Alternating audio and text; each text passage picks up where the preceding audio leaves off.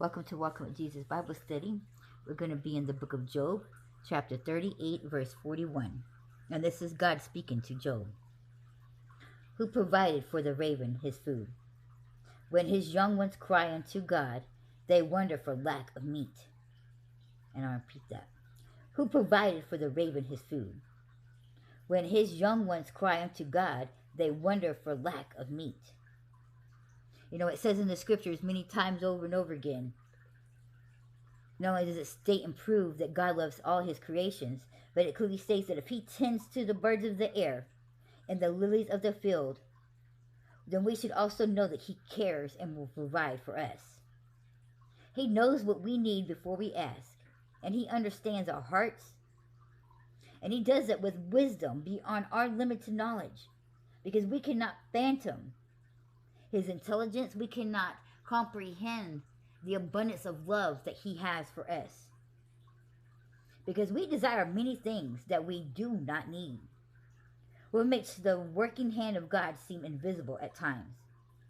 But by surrendering our hearts to his will, we will see all the blessings that he has bestowed upon us. We will see his love that is never ending, is abundantly given to us.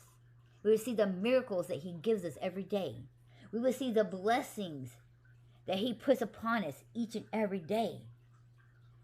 But because of our wants, because of our greeds, because we think we know best, so we lean to our own understanding instead of putting our trust and faith in God, we are blinded because of the sin of worry, the sin of lack of trusting God, your faith in him. When you worry, it is a sin. And when you are worrying, that means you're simply saying, God, I don't trust you. God, I don't have faith in you, that you're going to come through. You know, I got my bills paid, got to be paid on Friday, and I have no money. Lord, what am I going to do? Give it to God.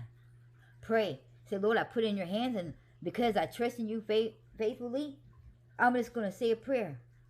To the day, I'm just going to say, Lord, I give it to you. You know what I got to do, and then leave it alone. Don't think about it. Don't worry about it. Because it says in the scriptures, do not worry about it. I will provide for you. I will give to you. You are my child. I know what you need. Trust me. But see, a lot of people, because it's only days left or whatever this, they start to panic.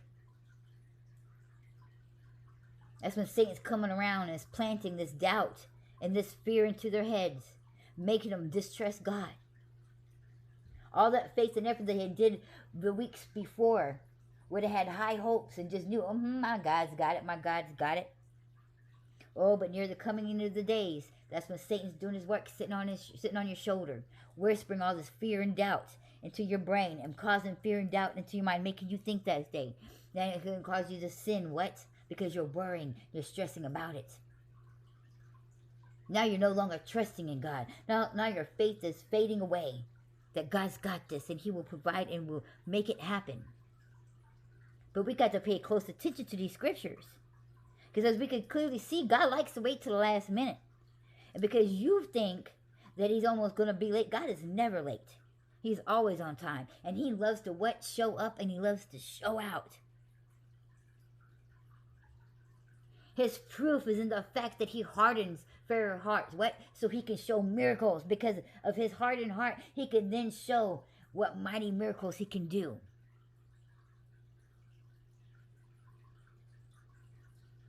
He loves to show how strong and how he can do the impossible. This whole book is telling you that God does the impossible all the time, and that he always waits. You know, when they was knocking down the walls of Jericho,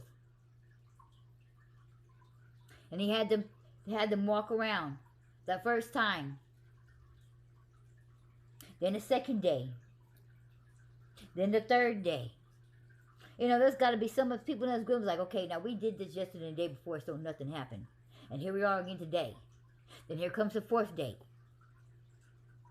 Then because somebody said that, you know, there's got to be other people going right along. You know, he's right. You know, this is day number 4, still ain't nothing happened. Day 5. Imagine day 6. Now it's done reached a whole big group. And then not only them, but the people inside the walls. Laughing. Probably mocking them. Making fun of them. How many days are you going to do this? Ain't nothing happened yet. Letting that fear, the doubt fill them up. Oh, but that 7th day.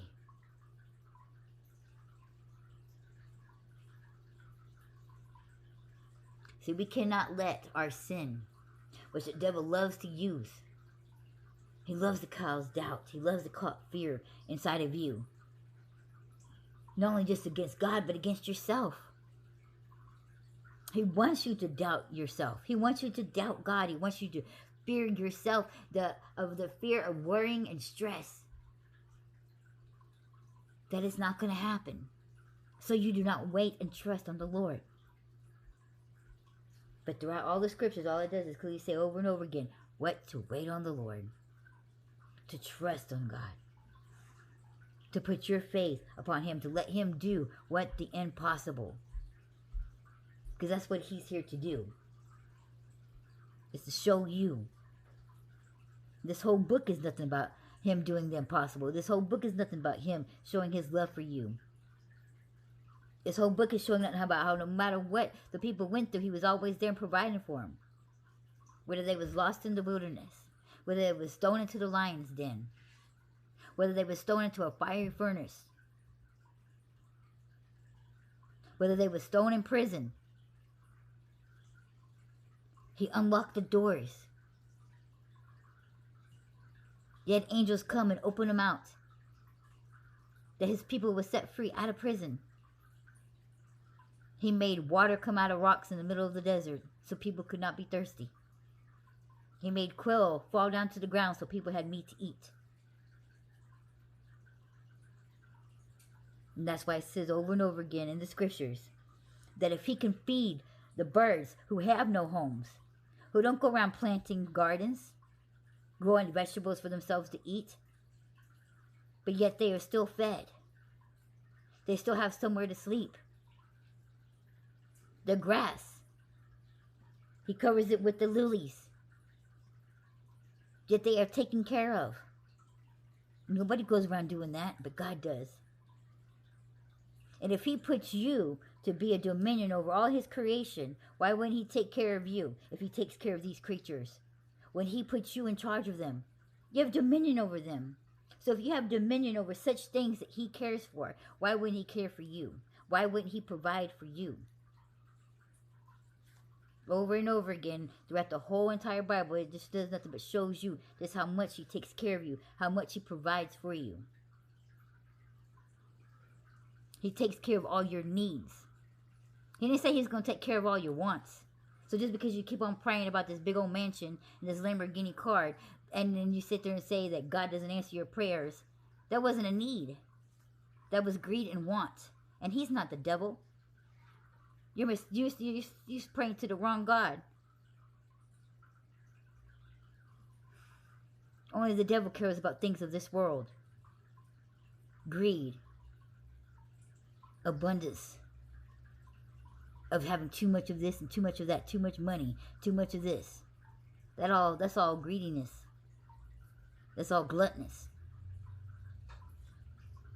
And all those needs belong to the flesh. And the flesh belongs to the devil.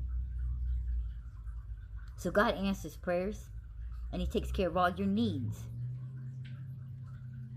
You just need to put your trust, your faith in Him like He says to. And leave it alone. Don't stress. Don't worry about it. Stress and worrying about it is a sin. Because it causes fear. It causes doubt. And God is almighty. You don't need to doubt Him. You only need to fear Him. And fear has many meanings when it comes to fearing God. You should fear Him. Because He has the power to say whether you live or die.